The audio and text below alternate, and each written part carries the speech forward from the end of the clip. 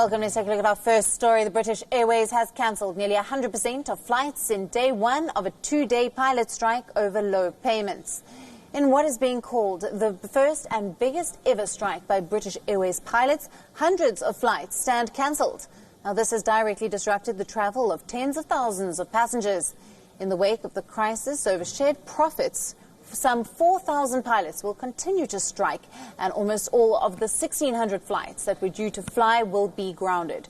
Now, members of British Airline Pilots Association have said that the strike, which began last night, will continue for the next 48 hours.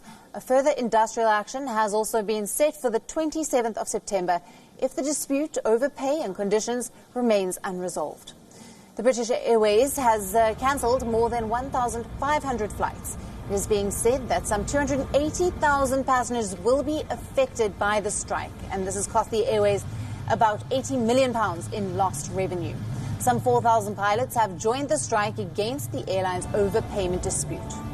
However, British Airways have defended its case, saying that they have made a fair offer of an 11.5% pay rise over 3 years, plus offering a bonus of 1%. Now, trying to resolve the dispute, in a recent announcement, British Airways has agreed to hold talks with the pilots' union. Demands of passengers' reimbursement have also been raised for those who had to resort to alternative travel arrangements.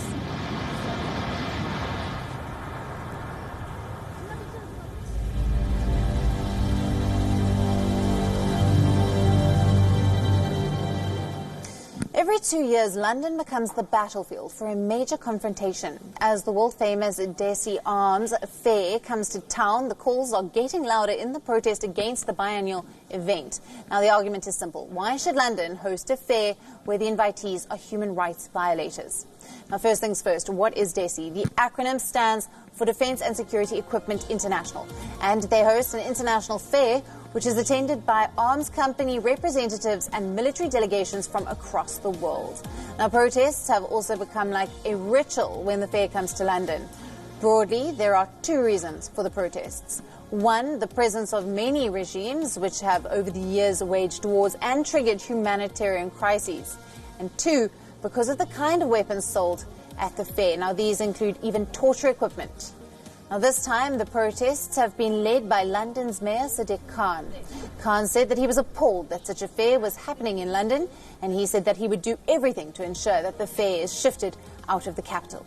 In 2013, there were protests against Lockheed Martin, and also at the venue where a networking dinner was organised for the invitees. In 2015, 8 people were arrested for protesting against the arms fair.